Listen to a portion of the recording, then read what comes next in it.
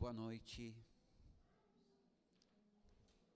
Nós vamos dar continuidade ao nosso estudo da carta aos Colossenses. Fantástico. O pessoal cada vez indo mais para trás. Tá bom. Vamos abrir nossas Bíblias em Colossenses, capítulo 2.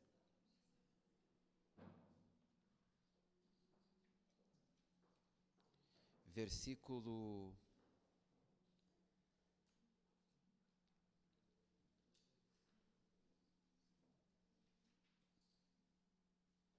9 e versículo 10.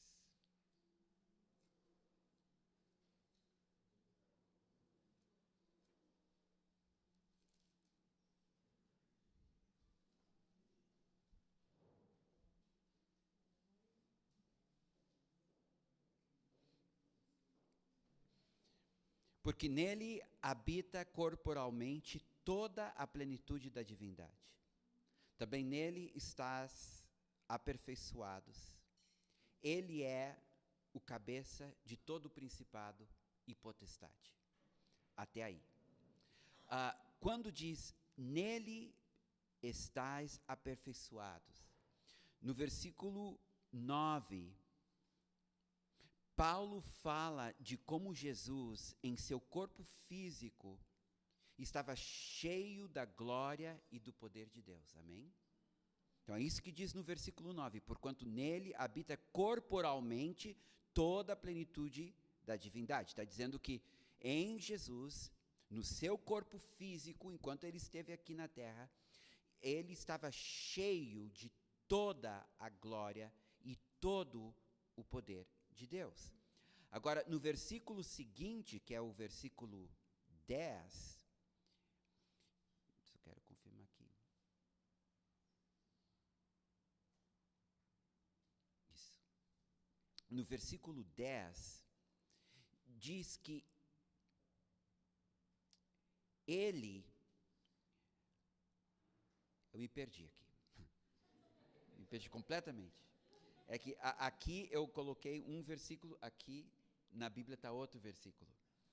Então, eu tenho que acertar os versículos aqui. Então, vamos de novo. No versículo 9, Paulo fala de como Jesus, em seu corpo físico, estava cheio da glória e do poder de Deus.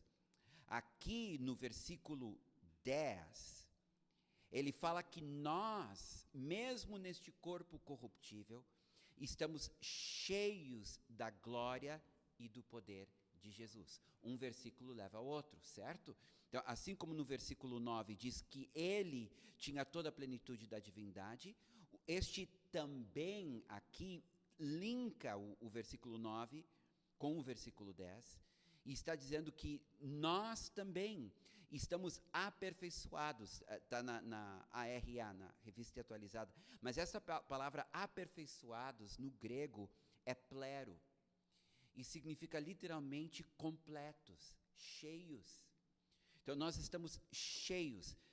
Então, quando diz que Jesus estava cheio da divindade de Deus, a palavra usada para plenitude no grego é pleroma, que significa totalidade. Então, nós temos duas palavras gregas importantes.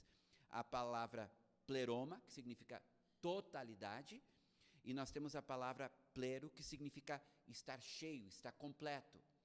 Então, enquanto no versículo 9 diz que Jesus, ele tinha a totalidade da glória, da majestade, do poder de Deus, no versículo seguinte diz que nós fomos cheios desta mesma glória, deste mesmo poder em Cristo Jesus. Então, isso é muito grande e difícil da gente compreender.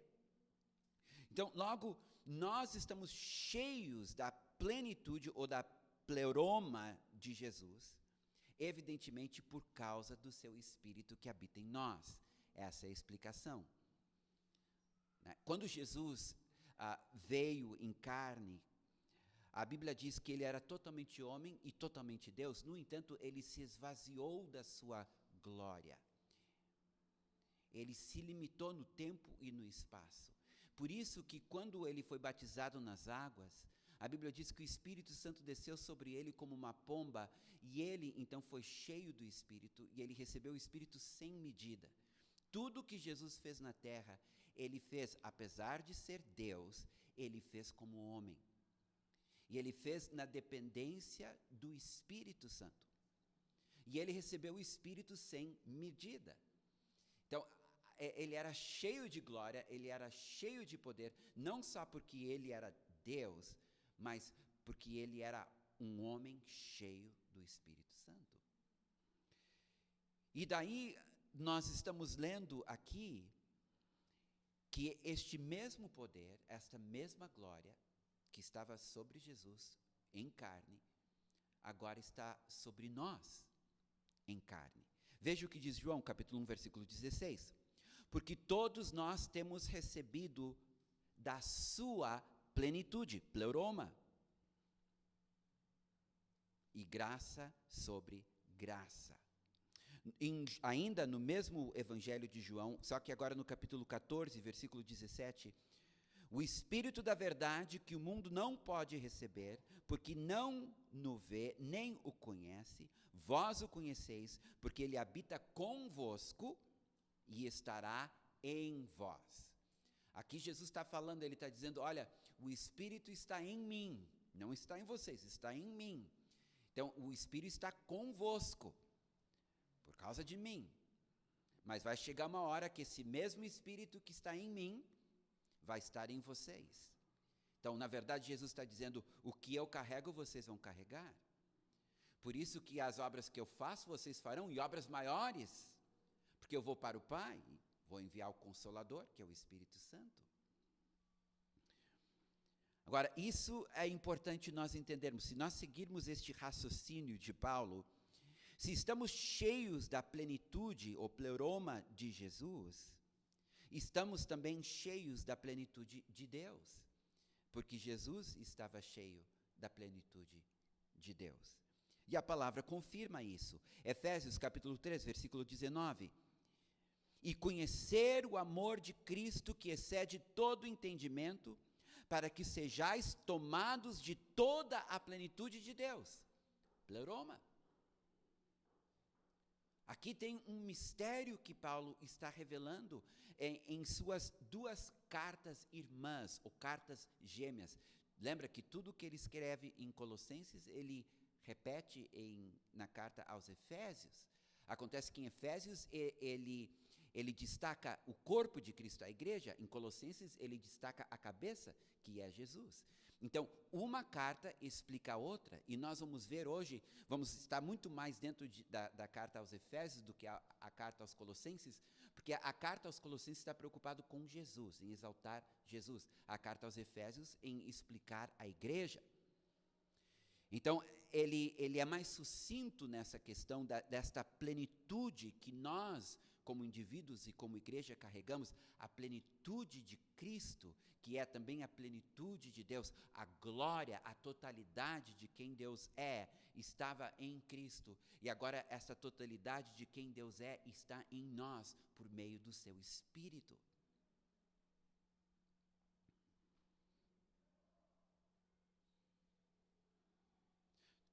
Se estamos cheios da plenitude de Jesus, então estamos também cheios da plenitude de Deus. Diz em Efésios 1:19-20.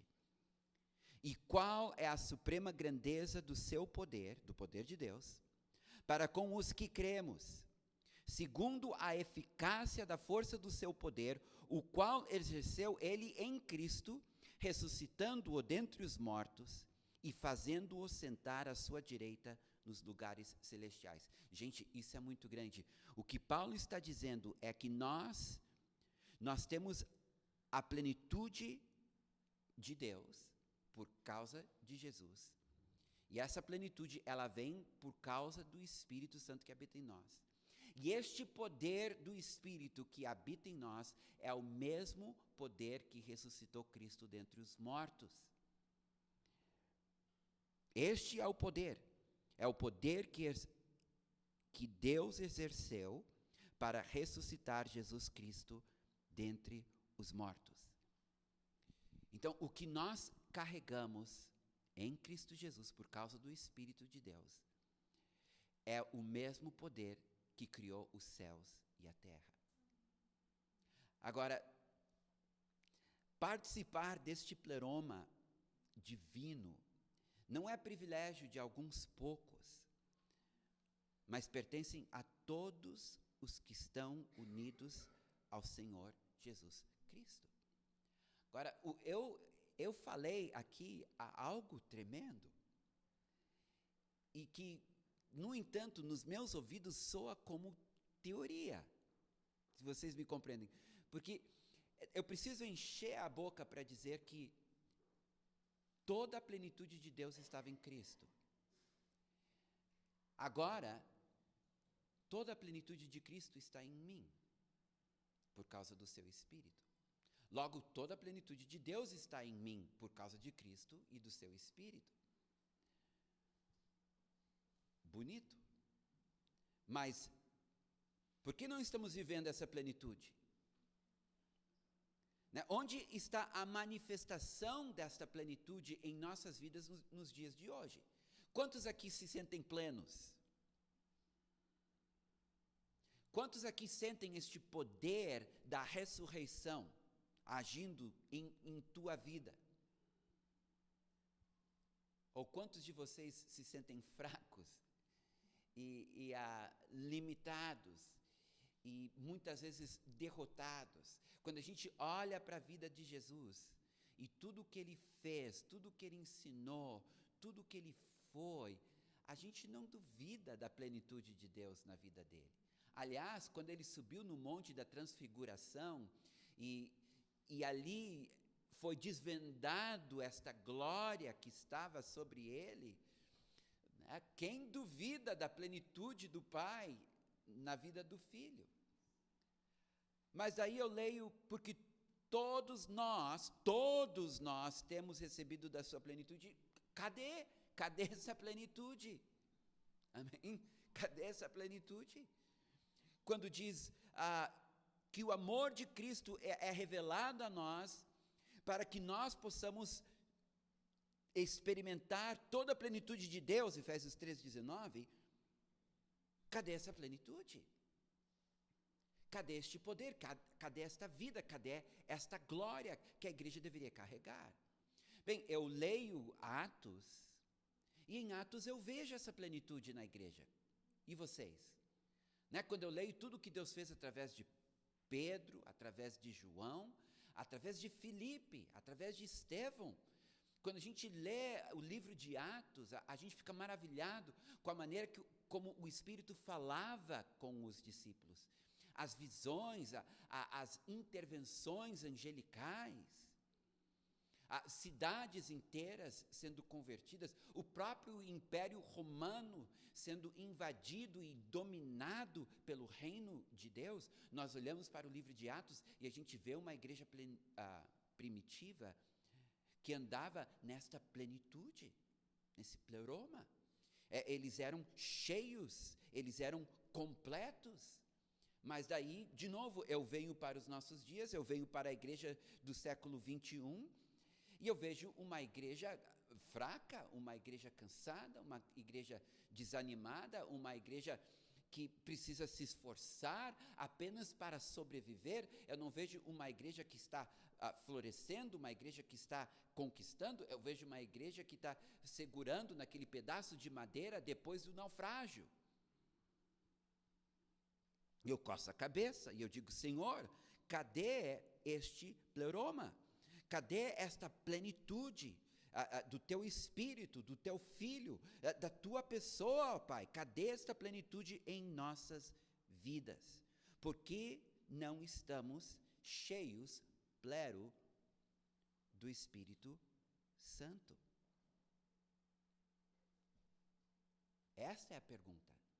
Por que nós não estamos cheios, plero, do Espírito Santo, se a gente acabou de ler no versículo 10, que também nele estamos plero, estamos cheios. Esta é uma promessa, esta é uma verdade em Colossenses. cheios do Espírito Santo. Mas por que nós não estamos cheios? Quantas vezes a gente lê no livro de Atos, e Pedro cheio do Espírito Santo, né? E fulano cheio do Espírito Santo, e ciclano cheio do Espírito Santo.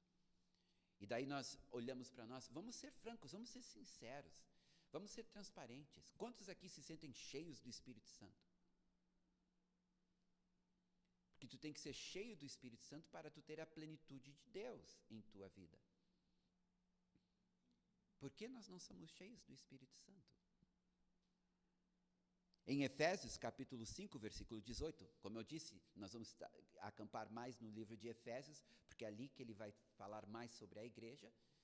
Então, Paulo dedica um versículo, que é o versículo 10, para falar sobre o clero. Em Efésios, ele dedica diversos versículos para falar sobre o clero, sobre o estar cheio. Então, novamente, Efésios 5,18. E não vos embriagueis com vinho, no qual há dissolução, mas enchei-vos, plero, enchei-vos do Espírito. Ok?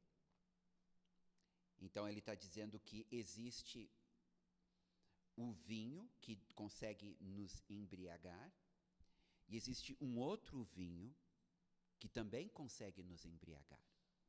Este vinho embriaga a nossa carne, este vinho embriaga o nosso espírito. Este traz um consolo temporário, este traz um consolo eterno. E a pergunta é, Senhor, o que eu preciso fazer para ser cheio do teu Espírito? Para não precisar recursos humanos para aplacar a minha angústia, o meu temor, a minha tristeza, a minha frustração. Porque não é isso que o álcool faz. E normalmente, alguns bebem de forma recreativa, mas a maioria bebe para fugir de alguma coisa. E hoje não temos apenas a bebida, nós temos medicação, nós temos ansiolíticos, nós temos antidepressivos, nós temos outros recursos naturais para lidar com as nossas frustrações, as nossas angústias, os nossos medos. Não é verdade? E ele está dizendo, olha, existem esses recursos naturais, mas existe um recurso sobrenatural, que é ser cheio do Espírito, ao invés de ser cheio da bebida ou de algum remédio. Bem, Paulo não vai nos deixar no escuro. No versículo seguinte, que é o versículo 19, no 18 ele diz que devemos ser cheios, no versículo 19 até o 21, ele vai nos dizer como sermos cheios.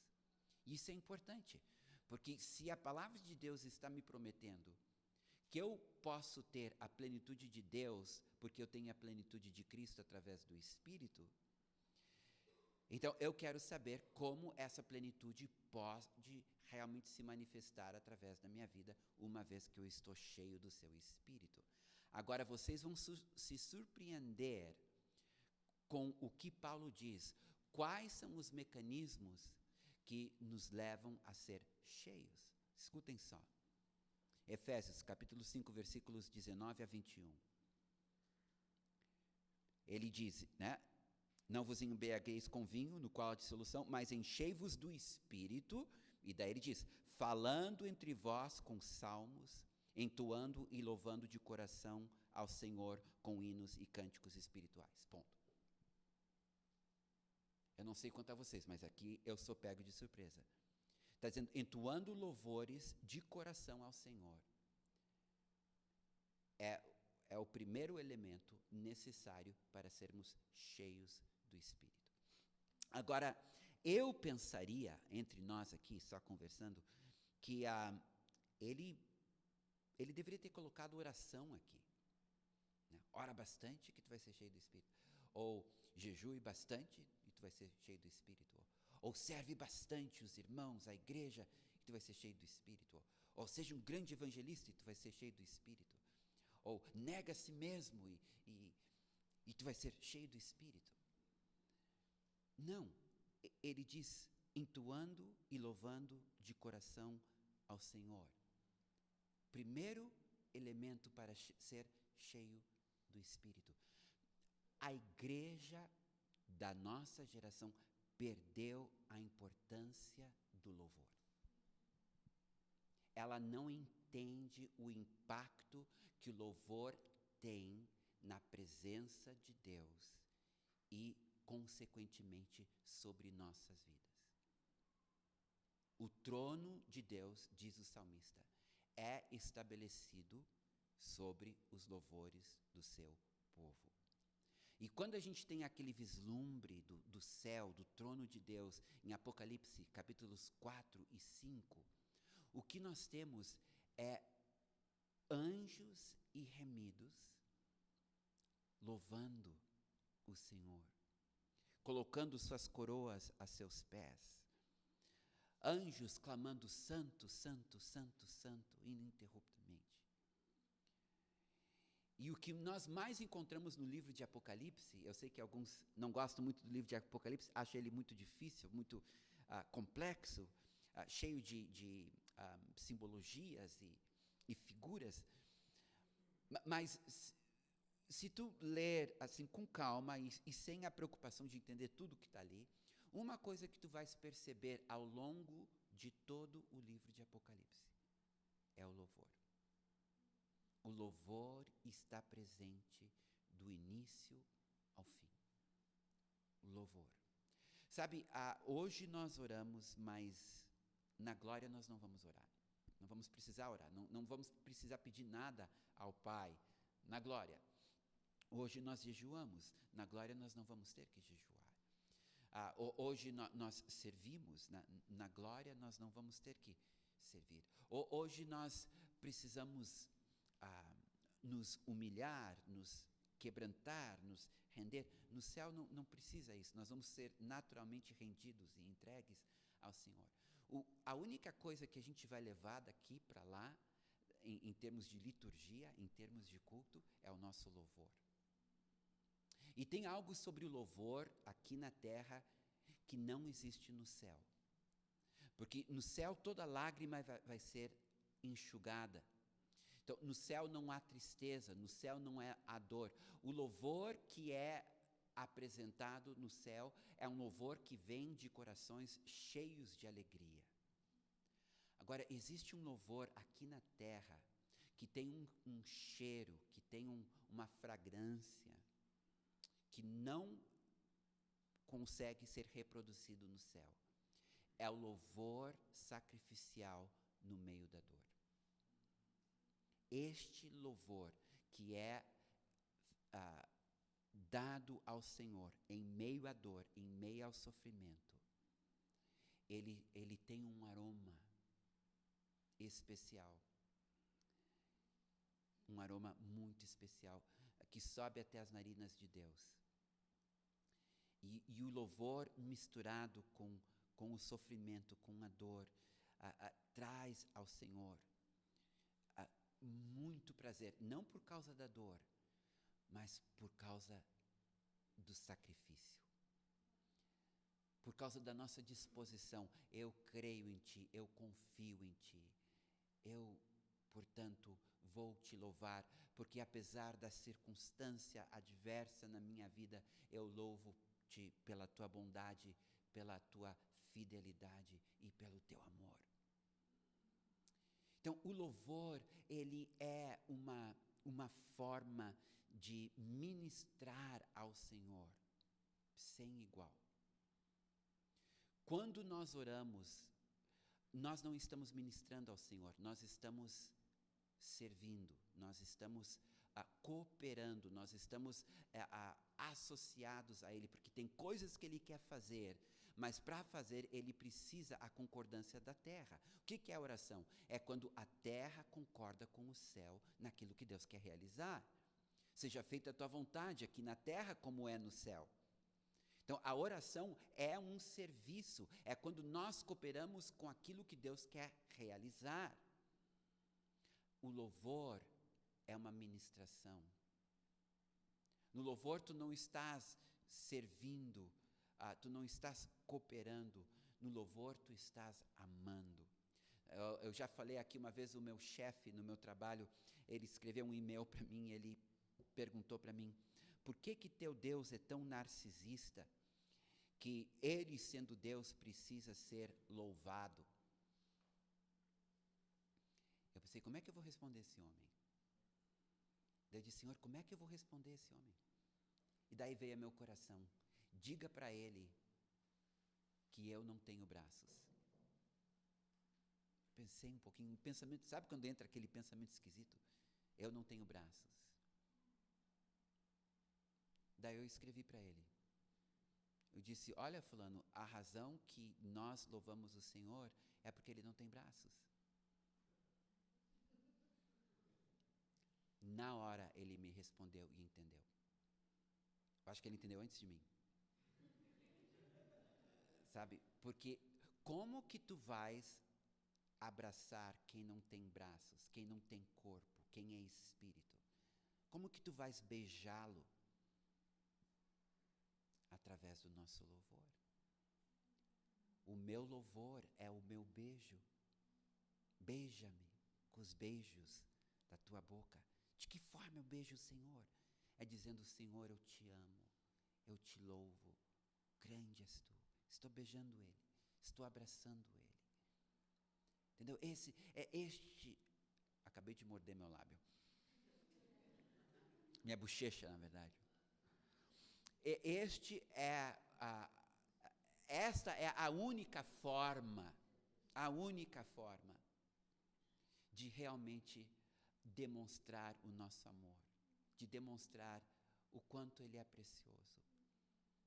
Sabe, quando Deus diz assim, eu busco adoradores que me adoram em espírito e em verdade, Ele poderia ter dito, eu busco intercessores que intercedem em espírito e em verdade, Ele poderia ter dito, eu busco servos que me servem em espírito e em verdade, Ele poderia ter dito, eu busco discípulos que me seguem em espírito e em verdade, Ele poderia ter dito, eu busco aqueles que são rendidos, que se rendem totalmente a mim em espírito e em verdade. Não, ele disse, eu busco adoradores que me adoram em espírito e em verdade.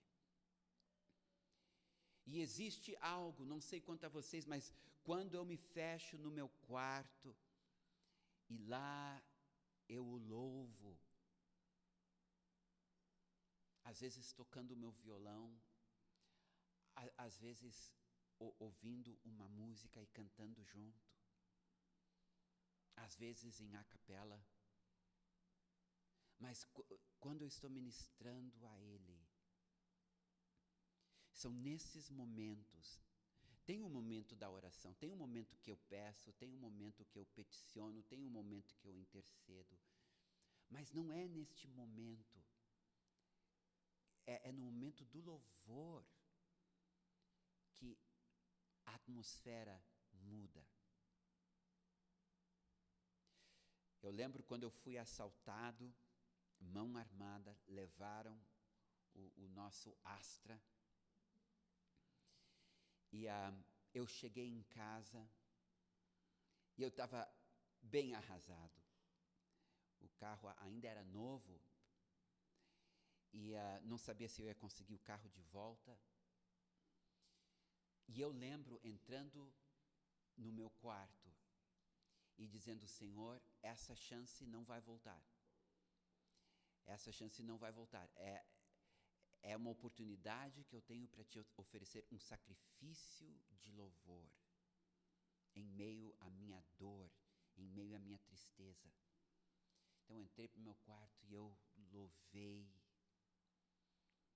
E teve um determinado momento, enquanto eu louvava, que veio a meu pensamento as seguintes palavras: em 3 dias o teu carro estará de volta em tuas mãos. Assim. Em 3 dias o teu carro vai estar de volta em tuas mãos. No 3º dia, me ligaram lá do local onde, né, eles deixam os carros, como é que se chama? o depósito, né? Tinham encontrado o carro estava lá, só que estava chaveado. Então, eu tinha que ir lá, eu tinha que abrir o carro para eles fazerem a vistoria e daí voltar outro dia para buscar o carro. Só que eu estava com um corretor comigo, o meu corretor de seguros, um irmão. E ele foi comigo. E ele disse, Wilson, que bom que acharam teu carro, mas infelizmente não vai poder levar o carro embora hoje, porque tu vai abrir o carro, eles vão fazer a vistoria e talvez na outra semana tu vai poder tirar o carro. E eu disse para ele, mas irmão, o senhor me disse que no terceiro dia eu teria meu carro de volta. Hoje é o terceiro dia. Ele disse, infelizmente, quem sabe tu entendeu mal, né? Quem sabe ele quis dizer, no terceiro dia vão encontrar teu carro, não que no terceiro dia tu ia ter o teu carro. Eu disse, não foi isso que eu entendi que estava louvando e terceiro dia tu vai ter o teu carro. Para mim ter o meu carro tem que estar dentro dele dirigindo. Ele disse, mas isso não vai acontecer, Wilson, desculpa, eu tenho muitos anos de corretagem e nunca vi eles liberarem o carro assim, nem fizeram a vistoria ainda no carro. Tá bom, chegamos lá, abri o carro, fui para a moça e disse, eu posso levar meu carro agora? Ela disse, pode, assina aqui.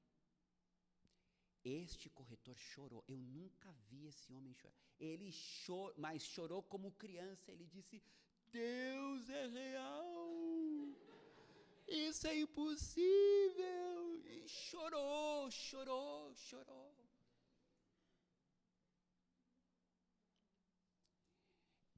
Veja bem, eu não louvei o Senhor para que eu recebesse meu carro de volta, eu louvei o Senhor porque Ele é bom, porque a sua misericórdia dura para sempre. Ele, ao eu louvá-lo, Ele se agradou do meu louvor e quis me presentear com a devolução do meu carro. Eu tinha uma época que o louvor para mim era tão, eu sei que estou me demorando nesse ponto aqui, mas tinha uma época que o louvor para mim era tão importante, que um dia eu comprei um monte de instrumentos. Tinha teclado, tinha violão, tinha cavaquinho, tinha gaita, tinha flauta, tinha coisas de percussão. Eu disse, Senhor, aqui é só eu, mas esses instrumentos são tudo para Ti. E eu ficava 1 hora, 2 horas, 3 horas, tocando todos os instrumentos. Não tudo de uma vez só, né? Mas pegava um, depois pegava outro. E eu disse, Senhor, agora é percussão para Ti. Agora instrumentos de corda para Ti. Agora instrumentos de sopro para Ti. Eu tinha um trompete também, toquei 5 anos de trompete. Instrumentos de sopro para Ti. E, sabe, foi o período da minha vida com o Senhor, onde eu fiquei mais cheio da sua presença. E de alguma forma eu passei isso para os guris, para o Lucas, para o Rafael, para a Leide. E eu lembro no hotel, quando nós buscávamos o Senhor, e vinha a glória do Senhor durante o louvor. A Noemi deve lembrar disso, os mais antigos devem lembrar disso, a Silvia, a Jaque. E a glória do Senhor enchia. Nós nos encontrávamos no Hotel Milão, lá perto da Fiergues, e o salão era no 2º piso, mas as pessoas entravam no 1º piso pela porta da entrada e a presença de Deus estava lá. O Lucas foi assaltado, levou um soco onde fraturou o seu maxilar, tiveram que costurar sua boca, ele ficou 47 dias com a boca costurada. Isso é uma outra história. Mas ele não podia cantar, não podia falar, comia através de como é que a gente chama, de um canudinho. E um dia ele se desesperou, bem como o médico disse para ele, que ele iria se desesperar. Ninguém aguenta 47 dias com a boca amarrada. Ele disse, é muito comum as pessoas pegarem uma tesoura e cortarem os ferros. E ele começou a se desesperar e eu disse para o Lucas, Lucas, pega teu teclado e louva o Senhor. Tocando e fazendo porque ele não podia falar, então era só E eu lembro um dia ele estava tocando, com aquela boca amarrada, só fazendo a melodia.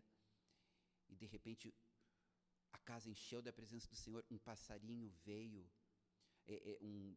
sabiá, veio até a janela dele e começou a cantar junto com ele.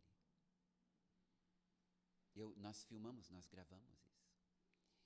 E eu lembro quando nós tínhamos os cultos e lá no hotel, lá estava o Lucas, ele não podia cantar, outro tinha que cantar. Mas ele sentava no teclado e quando ele começava a tocar, a glória do Senhor enchia o lugar. A glória do Senhor enchia o lugar. O louvor, ele tem um lugar no coração de Deus, porque é a forma de nós beijarmos Ele, é a forma de nós abraçarmos Ele. E nós precisamos resgatar o lugar do louvor de novo. Por isso que no devocional, eu digo, o devocional não é só ler a Bíblia e orar, é ler a Bíblia, orar e louvar. O Bill Johnson, que é um pastor que eu admiro muito e respeito muito, ele diz, se ele tem 1 hora de oração, 45 minutos ele louva, os últimos 15 minutos ele ora, porque ele entendeu como o louvor abre os céus, como o louvor atrai a presença angelical, e nós somos cheios do Espírito quando louvamos. A segunda coisa ele diz, dando sempre graças por tudo a nosso Deus e Pai, em nome do nosso Senhor Jesus Cristo. A segunda coisa são ações de graças. Nós somos naturalmente queixosos, nós somos naturalmente murmuradores. Não somos melhores do que os israelitas no deserto. Quando a gente senta, a gente sempre lembra mais as coisas ruins do que as coisas boas. Eu sei porque um dia eu estava dos meus momentos de lamentação, durante meu devocional, e eu contando para Deus como a minha vida era difícil, como tudo estava ruim, e de repente o Espírito Santo veio e fala ao meu coração e diz assim, quem sabe tu para, e daí ele me deu aquele texto, e traz à memória aquilo que te dá esperança. Vamos fazer uma lista mental de tudo de bom que eu tenho feito por ti. E eu parei com as minhas lamentações naquele momento, e eu fiz uma lista mental e comecei, Senhor, obrigado por isso, obrigado por isso, obrigado por isso, obrigado por isso. E quando eu vi, eu tinha muito mais coisas para agradecer do que motivos para me queixar. E quando eu entendi isso e a presença dele veio, eu comecei a louvar, ele disse para mim, Wilson, é um pensamento que veio à minha mente, certo? Ele disse para mim, os problemas brilham, mas as bênçãos são opacas. Nunca vou esquecer dessa frase. Os problemas brilham, mas as bênçãos são opacas. 10 leprosos, enquanto leprosos eram leprosos, os 10 são curados, apenas um lembrou que tinha sido leproso e voltou para louvar e agradecer o Senhor. E este é mais ou menos o percentual, né? 10% da igreja sabe agradecer, 90% sabe queixar e murmurar. Mas sempre tu vai encontrar na Bíblia, nos Salmos, é sempre agradecer o Senhor. E Paulo não cansa de dizer, orando e sempre agradecendo, não andeis ansiosos por coisa alguma, né? Trazendo todas as tuas petições ao Senhor com ações de graças. O mal agradecimento, a pessoa mal agradecida, ela é um buraco negro que nunca tu consegue encher. E a pessoa mal agradecida, ela não é só mal agradecida para com o Senhor, ela é mal agradecida para com os irmãos também. Então, eu conheço pessoas que eu e a Leide servimos, e um dia, por algum motivo, alguma coisa aconteceu, pisamos na bola em alguma coisa, a pessoa esqueceu todo o bem que a gente fez. E ali a amizade terminou, por causa de um erro. Cancelou todo o tempo de amor, de dedicação, de serviço. Eu lembro que tinha uma pessoa que eu já não estava mais trabalhando no centro, eu já estava tempo integral na obra, então Toda semana eu ia na casa dessa pessoa, lá no centro, para discipular ela. Toda semana, no verão, no inverno, eu ia lá no centro, pegava um ônibus para discipular ela. Daí um dia, até hoje eu não entendo o porquê, a pessoa cansou, disse muito obrigado, não preciso mais, foi embora.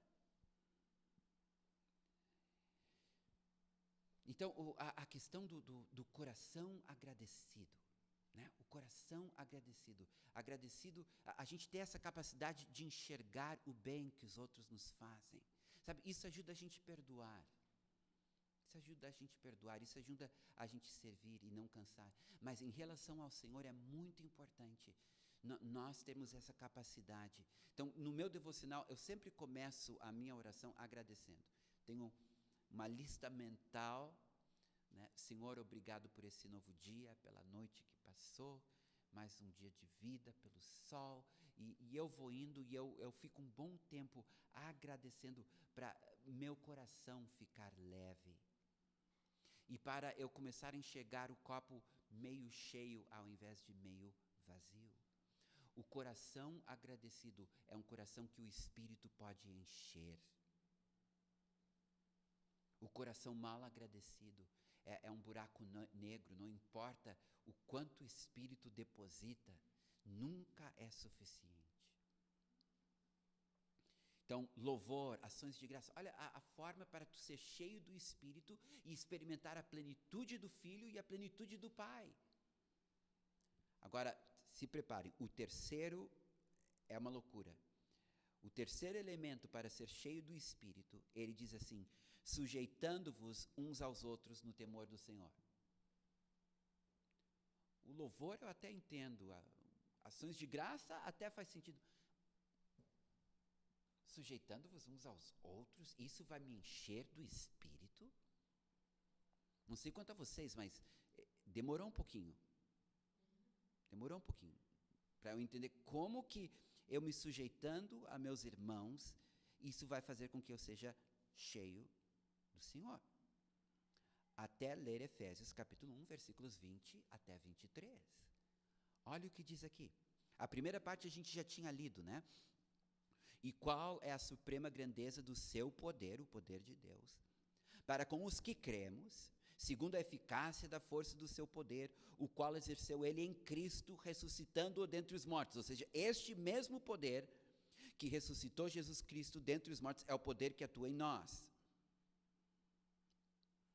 Então, esse Cristo que foi ressuscitado por esse mesmo poder que existe e habita e atua em nós, Deus o fez, este Cristo, sentar à sua direita nos lugares celestiais.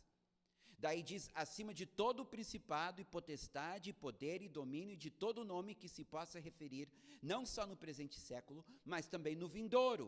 E daí ele continua, e pôs todas as coisas debaixo dos seus pés, para ele ser cabeça. Este é o versículo 10 de Colossenses, que diz que ele é cabeça de todo principado e potestade. Então, aqui Paulo, ele está no mesmo lugar em Colossenses, no mesmo lugar em Efésios. Só que lá em Colossenses ele só diz que Jesus é cabeça de todo principado e potestade, versículo 10, acabamos de ler, e ele para ali. Aqui ele diz que Jesus é cabeça de todo principado e potestade, mas ele acrescenta, para ser o cabeça sobre todas as coisas, aqui incluindo principados e potestades, como disse anteriormente, o deu à igreja, o qual é o seu corpo, a plenitude daquele que tudo enche em todas as coisas, pleroma. Então, meus irmãos, vamos ver se vocês estão compreendendo como eu. Aqui está explicado por que a sujeição uns aos outros é tão importante para experimentarmos o pleroma do Espírito Santo, a plenitude do Espírito Santo. Somos o corpo coletivo de Jesus, certo?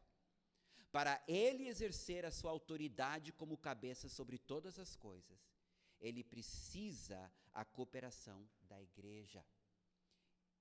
Agora, se a sua igreja está desordenada, não se consegue conduzir um corpo que não está ligado à cabeça, não é? Vocês já devem ter visto pessoas paralisadas, né, depois de um AVC. A cabeça dá uma ordem, mas o corpo não obedece. Então, quando não há sujeição no meio da igreja, quando não há submissão, veja que Satanás é o rebelde, o que rebelou-se contra Deus nos céus, depois levou Adão e Eva a rebelarem-se contra Deus na terra, e a Bíblia diz que Jesus falando, sacrifícios não quiseste, corpo me formaste em Hebreus, aqui estou eu para cumprir a tua vontade, Senhor. E que ele aprendeu a obediência através das coisas que sofreu. Existe algo a respeito da sujeição, a respeito da obediência, a respeito da submissão, que está ligado ao caráter de Deus, à sua soberania, ao seu poder, à sua glória.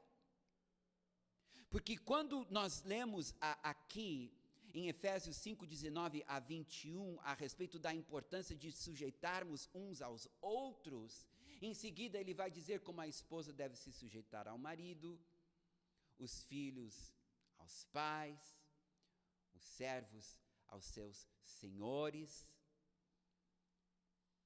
Porque essa questão da submissão, ela é muito mais importante do que a gente imagina. Por isso que nós vivemos numa sociedade rebelde hoje.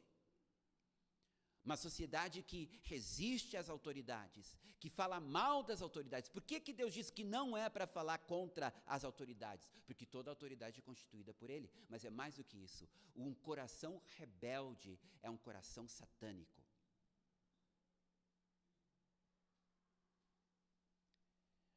E a submissão, ela nos coloca debaixo da autoridade do Senhor. Ninguém pode exercer autoridade sem estar debaixo de autoridade.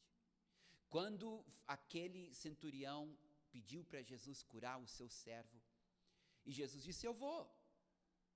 E o centurião mandou outro mensageiro e disse, não, Senhor, tu não precisa vir até a minha casa. Basta uma palavra tua, porque eu também sou um homem com autoridade e debaixo de autoridade. Ele entendia o princípio da autoridade. Ele sabia que a autoridade que Jesus carregava era uma autoridade baseada numa autoridade hierárquica. E aqui é muito importante nós entendermos como funciona este sujeitar-se uns aos outros. Alguns interpretam assim, sujeitar-se uns aos outros é eu me sujeitar a ti e tu te sujeitar a mim. Isso é ridículo. Né? Então eu digo, tu vai, e daí tu diz para mim, tu fica. Né? Assim a gente está se sujeitando um ao outro. Não. A primeira coisa a respeito de sujeitar-se uns aos outros é que esta sujeição, ela é hierárquica. Como nós vimos, a esposa se sujeitando ao marido, os filhos aos pais, os servos aos seus senhores. Olha o que diz em Filemão. Filemão é uma pessoa que morava em Colosso. Um escravo de Filemão fugiu, acabou lá, não sei como, em Roma. Paulo evangeliza Onésimo, escravo de Filemão. Onésimo se converte a Jesus. Agora Paulo diz para Onésimo, Onésimo, tu tens que restituir tudo que tu roubaste e tu tens que reparar todos os erros que tu cometeste. Logo, tu és um escravo fugido, tu tens que voltar para o teu Senhor. O teu Senhor é irmão em Cristo, é meu discípulo. Agora tu é meu discípulo, mas tu vais ter que voltar. Se ele te libertar, tu vais ser livre. Se ele não te libertar, tu tens que voltar a ser escravo dele. Então ele escreve uma carta para Filemão. E quem leva essa carta é o próprio Onésimo, junto com a carta aos Efésios, junto com a carta aos Colossenses. Lá está Onésimo né, vai chegar na casa do seu senhor, não sabe, porque o senhor tinha o direito de matá-lo se quisesse. Então Paulo escreve uma carta, né, para Filemão receber Onésimo de volta.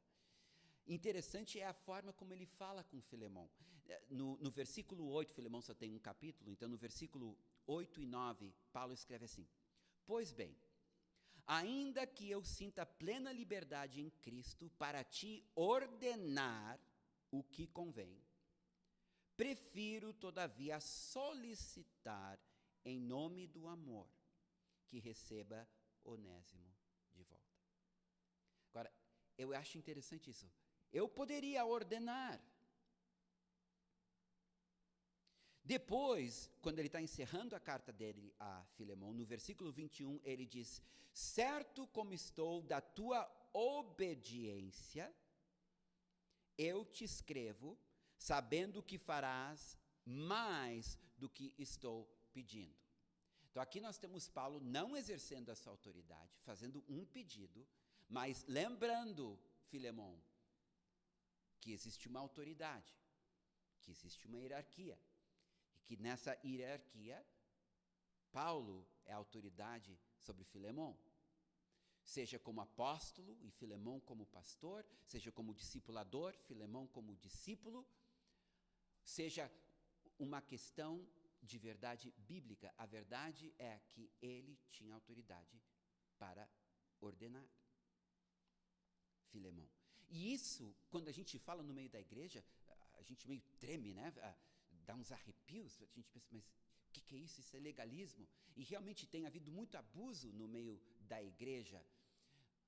Mas a gente não pode jogar fora o bebê com a água do banho, certo? A autoridade, se tu quer expulsar demônios, tu tem que estar debaixo de autoridade. Se tu quer curar enfermos, tu tem que estar debaixo de autoridade. E se tu quer exercer a autoridade, tu tem que estar debaixo de autoridade. E o que eu vejo é uma igreja que está copiando o mundo no seu espírito rebelde.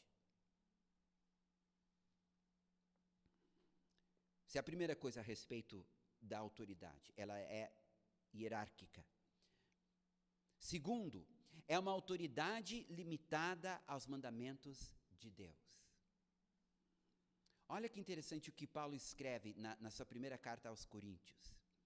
Ele diz no capítulo 7, versículo 6, E isto, permanecer solteiro, vos digo como conselho, e não por mandamento. Então, aqui tu tem Paulo dizendo assim, ó, eu tenho um conselho para dar a vocês, não casem. O tempo é difícil, coisas estão para acontecer, há perseguição, vocês vão ser entregues aos leões, vocês vão ser tochas para iluminar Roma. Então, eu tenho uma sugestão, se tu é solteiro, não casa, se tu é viúvo, não volta a casar. É preferível não casar por causa do sofrimento, por causa do tempo em que se vive. Este é meu conselho, mas ele deixa muito claro, não é um mandamento, é um conselho. Só que depois, logo abaixo no versículo 10, ainda no capítulo 7, só que no versículo 10, ele disse, ora, aos casados ordeno, não eu, mas o Senhor, que a mulher não se separe do marido. Que é uma ordem. Qual a diferença entre o versículo 6 e o versículo 10? A diferença é que o versículo 6 é um conselho, o versículo 10 é uma ordem. Por quê? Porque o versículo 6 não é um mandamento que se encontra nas Escrituras. O versículo 10 é. Então, até onde vai a autoridade de um pastor? Até onde vai a autoridade de um discipulador? Até onde vai a autoridade de um líder caseiro? Eu vou dizer, até aonde a palavra de Deus manda. Ou seja, eu só posso exigir de vocês aquilo que a palavra de Deus exige. Eu não posso ir além. Eu só posso exigir de vocês aquilo que Deus está exigindo de mim, de acordo com as Escrituras.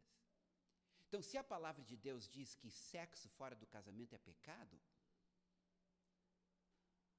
se eu souber que tem dois jovenzinhos tendo relações sexuais fora do casamento, eu vou chamar a atenção deles. Eu vou discipliná-los.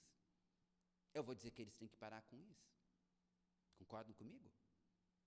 É um mandamento do Senhor.